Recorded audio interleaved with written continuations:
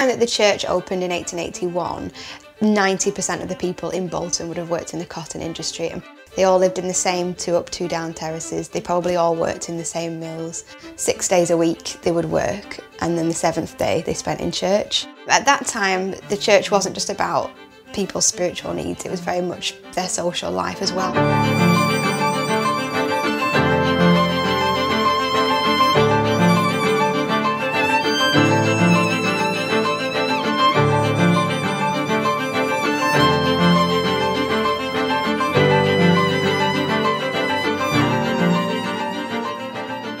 Although we're taking it into a new phase of its life, into a different sort of purpose, we want to retain some of the family and history of the church and the area. So we're asking people to come forward that have memories of the church or memories of the area and just share those stories with us.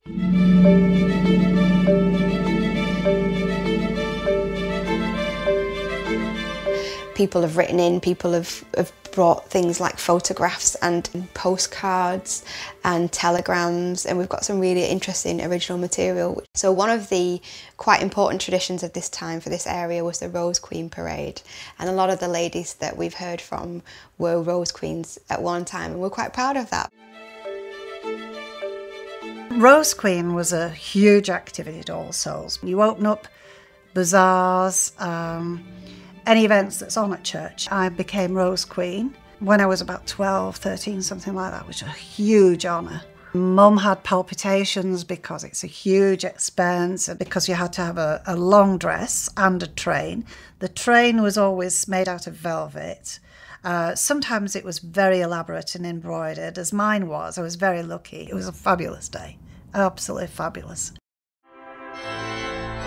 And then I met Colin, who I've now been married to for 51 years, and we got married at All Souls Church. That had to be the place we went to. So the lady who'd made my Rose Queen dress also made my wedding dress. That was the pretty bit, because there's a nice little, you see the diamond, and then the rest was all tiered with lace, 3 tiers of lace. It's so pretty.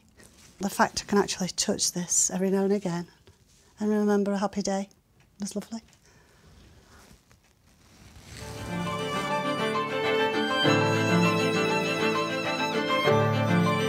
For a lot of the congregation, vicars were important people, people they looked up to, people they saw as pillars of the community, and people whose acts and behaviour and words have created lasting memories. I was baptised in All Souls Church, confirmed in All Souls Church, married in All Souls Church, and so my early life was steeped in that church and parish. We had a succession of very, very good parish priests, excellent parish priests, all of whom influenced my life. When I got into my teens, at an age when most people decide to leave the church, I instinctively was drawn to it. And so I was robed up and on the altar as an altar server. This was during a parish communion on a Sunday morning, and there's me, obviously the congregation coming up to receive communion. Brings back many happy memories.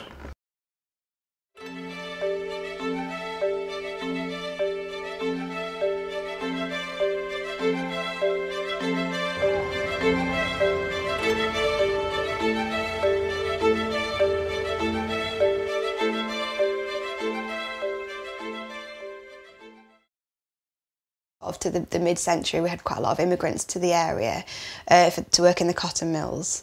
So that changed the demographic, and quite a lot of people came from India. Yes, I came to England in 1964. Then the very next day I started a job in factory, cotton factory, just around the corner here. And Dad was joining up, yeah. Yeah.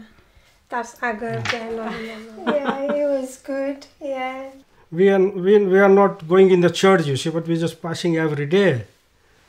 Then in the morning, the just bell was ringing. Sunday bell was ringing. The good thing was when the bell was ringing every Sunday, and I could feel the atmosphere was filling by spirituality. And also some weddings were still taking place, and we were there outside, myself and my sister-in-law. Let's go and see how the bride looks like, what she has got on. It's like all exciting thing, isn't it? The vicar used to live in number 2 Mayor Street. One day he came and he said, I'm sorry, we have to move from here, and the church is going to close down now. Yeah, and he was very sad. I can still remember his face.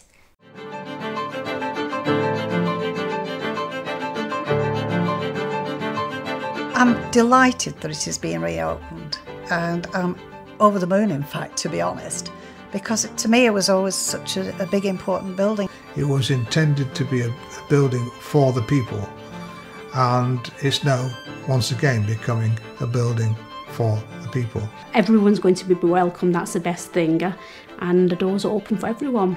I hope that people from all different communities will come and use the church, and that they'll create a family irrespective of background, culture or creed.